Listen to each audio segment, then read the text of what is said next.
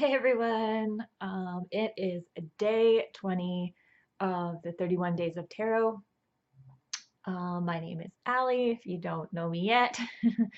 And today's prompt is our favorite pop culture tarot references. And so, yeah, I have a few. Um, yeah, I'm actually really excited about this. I can't wait to see what other people came up with. I have four favorites that I like. Which one should I start with? Let's see. Okay, let's talk about the Shadowhunters because that was fabulous. I'm a huge Shadowhunters fan. I fell in love with the books and the movies and the TV show. TV show, I had to let it grow on me.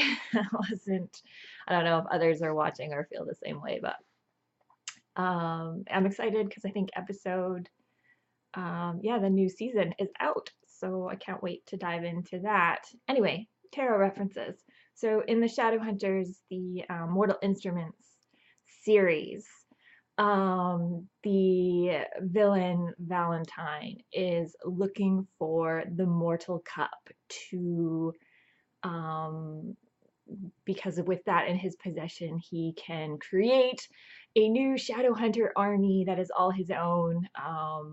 When mundanes drink from the cup, they can become Shadowhunters. Mundanes are just regular people or muggles for you Harry Potter fans. Yeah, so the cup is hidden and no one knows where it is except for Jocelyn Frey, who is currently unconscious and in captivity with Valentine. But it's hidden, and I love how the cup is hidden. Jocelyn was an artist. She was an ex-shadow hunter, now living, making her living as an artist. And she had hidden the mortal cup inside of a tarot card. So inside the Ace of Cups. That was using her shadow hunter magic. She had a special ability that not all shadow hunters had, but she could hide things in two-dimensional drawings, and her daughter had that power as well. So her daughter eventually figures it out, knows that it was in the tarot deck that her mom had drawn, and she hid the mortal cup inside the tarot cards. So that was a really cool. That was one of my favorite tarot references.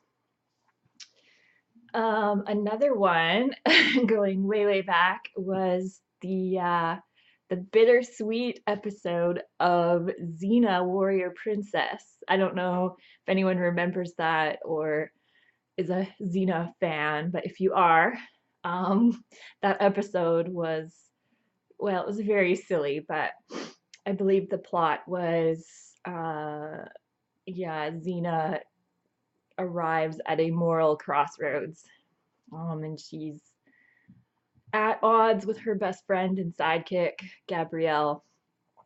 And I don't know if I can't remember if she fell into a dream or how she ended up in this kind of weird land. But anyway, she ends up in this strange place, and her enemies and her friends are there taking her on this journey and showing her the way and trying to persuade her one direction or the other, and they're all dressed up as characters from the tarot. So she meets Callisto, who is dressed as the Fool, and then her chakram turns into the Wheel of Fortune, and then she's dressed as the High Priestess. And we have Joxer, who is the Hanged Man, and Gabrielle shows up as the Empress. And there may be some other characters in there as well, but I always liked it was a musical episode. They were singing through the entire thing dressed as tarot card characters. It was I remember when that episode came out and I really enjoyed it. I got really excited because I recognized all the costumes from the tarot. Yeah, okay, so the other one that I really enjoyed was the miniseries Jonathan Strange and Mr. Norrell.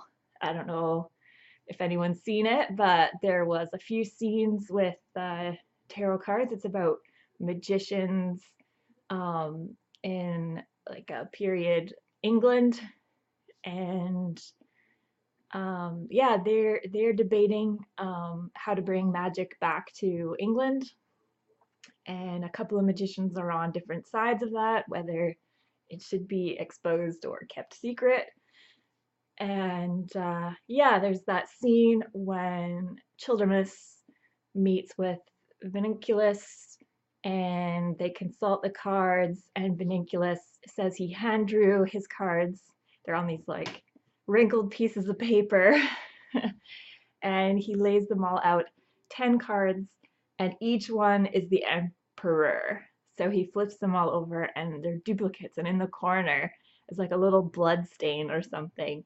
And as he flips each one over, the stain starts to take form. And the last card, it's clearly a raven, and he says the raven is coming, and it's this prophecy in the story. Yeah, so that was kind of neat. It was very sort of magical, and really freaked out Childermus. So yeah, okay, where are we at? That's 3. And probably a lot of people making these videos are going to mention this one. Everybody's probably favorite, which was the Happy Squirrel Simpsons episode when Lisa Simpson um, runs into a fortune teller and wants to know about her future, though she's a little skeptical, and sits down, and dramatic music comes on, and the fortune teller flips over the death card, and Lisa's like, ah, and the fortune teller's like, no, no, it's okay, it's good, it just means change, and she's like, oh, kind of sighs with relief, and then the next card is this happy squirrel card, and Lisa's like, oh, it's so cute, and then the fortune teller's like, oh no, not the happy squirrel. And so it was very funny. It was a very funny episode, and that episode actually kind of changed the industry a little bit. There's actually multiple decks out there that now have a happy squirrel card. So I think that's really hilarious, and it's kind of an inside joke among tarot readers and tarot creators. So it's kind of become a classic, and I'm sure a lot of people will be mentioning it in their videos. But yeah, those are my 4 that I can think of.